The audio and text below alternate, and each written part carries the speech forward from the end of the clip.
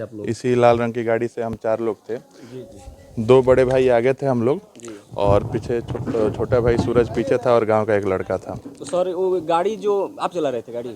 गाड़ी में हम दोनों भाई आगे थे, हम ही लोग चला रहे थे। तो इस तरीके से हमला किया गया हम लोगों पर जी कि हम लोग कुछ समझ नहीं पाए। सुनियोजित तरीके से था, जी। तो सुनियोजित तरीके से हमले में गाड़ी डिसबैलेंस होकर खाता में चली गई और छोटे भाई को खींच के निकाला गया है और बहुत ही निर्मम तरीके से उसकी हत्या की गई है। जो कितने आदमी थे वहाँ पे? 15 से 16 लोग थे। कुछ लोग शशि भूषण गिरी के घर की तरफ से आए हैं, कुछ लोग आगे से आए हैं, और सब लोग घात लगा के थे, जिनमें से 10 से 11 लोगों के हम बाई नेम पहचानते हैं और कुछ को बाई फेस पहचानते हैं जो उनके रिलेटिव हैं, और 1-2 बाहर के हैं। चलते हुए गाड़ी पर हमला हुआ था या रोका गया था आप लोग? चलते हुए गाड़ी पर हमला किया गया जिससे गाड़ी डिसबैलेंस हुई। पिस्टल से? लाठी डंडों से गोलियां चलाई जा रही थी, लेकिन गोली गाड़ी पर लगी कि नहीं ये जांच का विषय है, प्रशासन चेक करेगा। और जब छोटे गाड़ी डिसबैलेंस होकर खाता में चली गई है, तब छोटे भाई को गाड़ी में से घसीट के निकाला गया है, रोड पे ले जाके मारा गया है। सारी तस्वीरें लगी हुई है, आप देखिए, उस पर रॉड से लाठी डंडों से मारा गया है।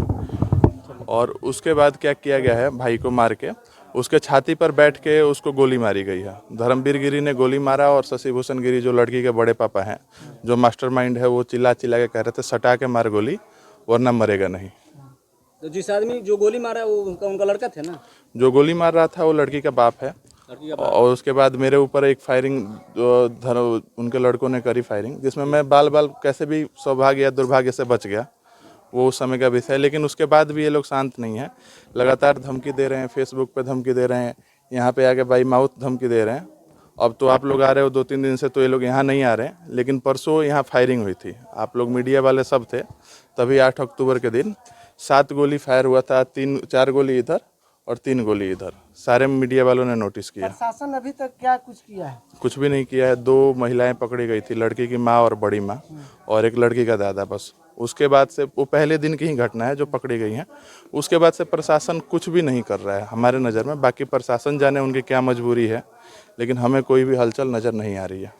तो सर गोली मारने वाला पकड़ा है, हिरासत में है सर? नहीं, कोई भी नहीं। कोई भी जो मुख्य आरोपी हैं उनमें से कोई भी नहीं पकड़ा गया है। आप बोलिए ना, जो महिलाएं थी जो मरने के बाद लाठी डंडों से मार रही थी, वो पकड़ी गई हैं, लेकिन जिन्होंने हत्या की उनमें से अभी तक कोई नहीं पकड़ा गया है। जब आपके जो भाई थे वो जो पड़े हुए थे नीचे, उसके बाद आप लोग कहाँ थे? मतलब वहाँ से चले आए या वहीं? नहीं, हम लोग कहीं नहीं गए। हम पहले, मैंने छुप के अपनी जान बचाई। जब ये लोग मृत समझ के 2 भाइयों को, और बड़े भैया दूर थे, उनके ऊपर वो लोग फायर कर भी रहे थे, तो एक किया जो दूर से चला गया। प्रशासन आया तो हम प्रशासन के साथ ही अपने भाई को लेके गए। वहाँ गए तो आपके भाई जीवित थे या मर चुके थे? मेरे ख्याल से भाई में कोई जान थी नहीं। प्रशासन ने अपना पिंड छुड़ाने के लिए हम लोगों से कहा कि आपके भाई जीवित हैं, इनको हॉस्पिटल ले जाइए। हाँ, ले गए, लेकिन कुछ भी नहीं था। यहाँ एकमा भी मृत घोषित किया गया और छपरा में भी मृत घोषित कर दिया था। भाई के सर के पीछे कुछ था ही नहीं, तो जिंदा कहाँ से रहा था? गोली सर में ही मारा गया? यहाँ मारा गया था गोली, और शायद पीछे से निकला था, उसके बाद भी सर पे लगातार लोहे के डंडों से मार के। कि बादला का जो निशानी था वही तो कहीं नहीं लिया गया? जी बिल्कुल, बदला लिया गया था, क्योंकि 3 अक्टूबर 2022 को भाई और अंजलि भागे थे घर से, और 2 अक्टूबर 2023 को उसकी हत्या करी गई है। एक्सेप्ट किया गया था कि नहीं आप लोगों की तरफ से? शुरू में हमने समझाने की कोशिश की, लड़का लड़की बालिग हैं तो हम ज़बरदस्ती नहीं कर सकते हैं। 6 महीने बाद जब अंजलि प्रेग्नेंट हो गई थी, तो उसका ध्यान रखने के लिए हमने उन लोगों को एक्सेप्ट कर लिया था। अच्छा, गांव में कुछ मसला भी सॉल्व किया गया है बैठ उठ के कि ऐसे? हमने बहुत कोशिश करी लड़की के बाप से मिलने की। कभी सिवान में मिले, कभी बाहर मिले, फ़ोन पे भी बहुत सारी बातें हुई। बात से क्या लग रहा था? मतलब क्रोध है या कुछ? क्रोध तो था, क्योंकि 6 बार लगातार हम लोगों पे जान से मारने के लिए हमला हुआ था, ये 6ठी बार था। इस घर के ऊपर आप देखिए CCTV कैमरे लगे हुए हैं जो 3 बार तोड़े जा चुके हैं हमलों में। उस समय सर लड़की के बाप से आप बात किए थे? जी, लड़की के बाप से जनवरी में लगभग, छवि के वो लोग हैं? वो सभी लगभग आपराधिक छवि के हैं, और 3 पीढ़ियों से आपराधिक छवि के हैं।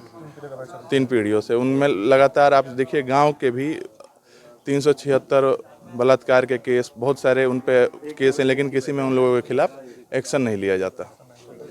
तो अभी आप लोग क्या कर रहे हैं अपने भाई की जो जान पर चली गई, मतलब न्याय के लिए आप लोग? न्याय के लिए आप लोगों के जरिए ही हम लोग गुहार लगा रहे हैं। प्रशासन तो कुछ नहीं सुन रहा है। आप लोग देख रह सकते हैं, हम लोग यहीं पे हैं, फायरिंग हो रही है, कभी भी हमारी भी जान जा सकती है। हम कहीं ना कहीं आप लोग अभी जो खौफ का माहौल है यहाँ पे पूरा? जी, पूरा खौफ का माहौल है। हम लोग अपनी बारी का इंतजार कर रहे हैं कि कब हमारी बारी आएगी, हम लोग कब मरेंगे।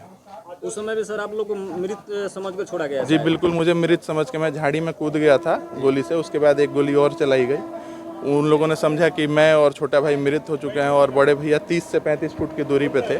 नेशनल हाईवे का मामला था तो वो लोग जल्दीबाजी में थे। तो जब गोली लगी तो वहाँ पे किनका आवाज़ सुना, कुछ नाम पता है? जी बिल्कुल, मैं आपको आवाज़ 1 बाई 1 बता सकता हूँ। शशि भूषण गिरी तो चिल्ला के मतलब कौन लगेंगे लड़की का ससुर? लड़की के बाप के बड़े भाई यानी बड़े पापा। बड़े पापा ने आगे। तो शशि भूषण गिरी चिल्ला के कह रहे थे कि सटा के मार वरना मरेगा नहीं, क्योंकि जो मेरा छोटा भाई था मेरे से 6 इंच लंबा था और हट्टा कट्टा था, वो 1-2 आदमी से काबू नहीं आता और उसको शरीर में शायद कहीं भी गोली मारी गई होती तो उसकी मौत नहीं होती। तो इसलिए शशि भूषण गिरी जो पेशेवर अपराधी हैं वो सुपारी किलिंग वगैरह में भी सजा काट चुके हैं, उनको पता है किसी की हत्या कैसी करनी है, वो धर्मवीर गिरी को सिखा रहे थे।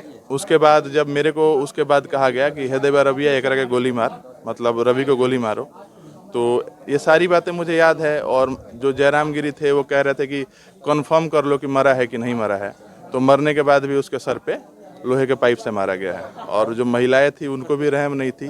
सब लोग उन्हीं के घर के थे? सब उन्हीं के नहीं, एक मेरे चाचा हैं उत्तम गिरी, वो अपने निजी दुश्मनी कोई निभा रहे होंगे, जो उनके साथ ही उनके बिजनेस में पार्टनर थे, जिस चीज़ में भी थे, वो उनका लड़का और वो चाचा भी थे मेरे।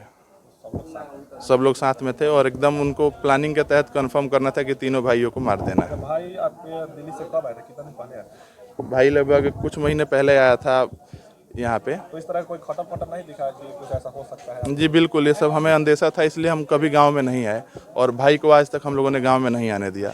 नेशनल हाईवे से हम गोपालगंज जा रहे हैं, हमें नहीं अंदेशा था कि इनको पता है किसी तरीके से, लेकिन हमने ध्यान नहीं दिया। गाड़ी हमारी रेड कलर की थी और शायद कोई पीछे से हम पे नज़र रख रहा था। ये जो मामला है तो कहीं ना कहीं प्लानिंग बना के किया गया होगा, तो कहीं ना कहीं ये जो प्लानिंग का जो लीक है यहाँ से ना कहीं ना कोई लीक नहीं ना किया? जी किसी ने नहीं, गाड़ी आप मेरी देखिए रेड कलर की है और इस 15-20 किलोमीटर के एरिया में ये गाड़ी किसी और के पास नहीं है, तो शायद किसी ने नोटिस कर लिया होगा।